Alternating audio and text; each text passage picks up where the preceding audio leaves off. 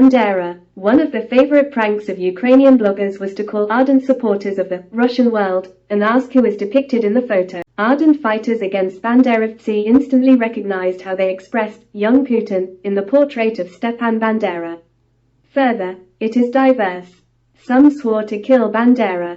Others said that they had a personal conversation with him and even persuaded him. I wonder what, although the conversation with the spirit, which has been part of a different and, hopefully, more perfect world for almost 70 years, is also curious.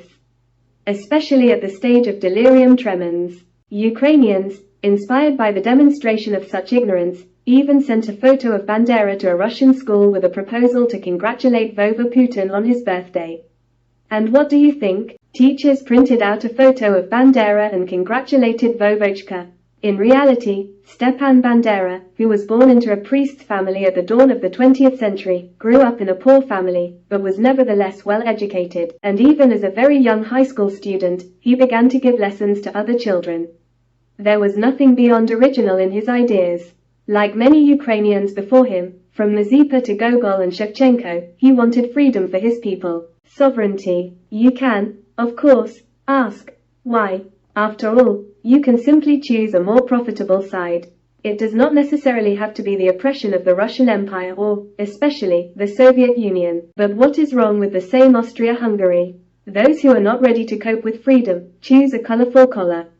But it didn't suit Bandera's not very strong health, but mighty spirit. Creating a worldview proclaiming Ukrainian sovereignty, it was probably safer to take at least one side of the dominant whales on the planet. Enlist the support of communists or Democrats, or fascists. He rejected everyone. Could it be surprising that he was being chased by everyone? Few people understood him at all, both then and even more so now. Therefore, it was difficult to expect anything other than a shot with a cyanide syringe, which was used by a Soviet agent back in 1959.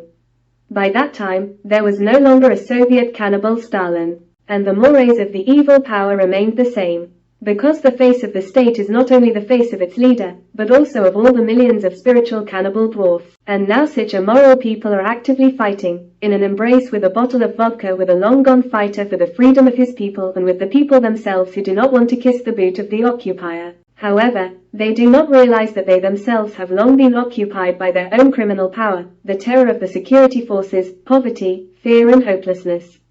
But slaves want to remain slaves. And for the company to make slaves of others.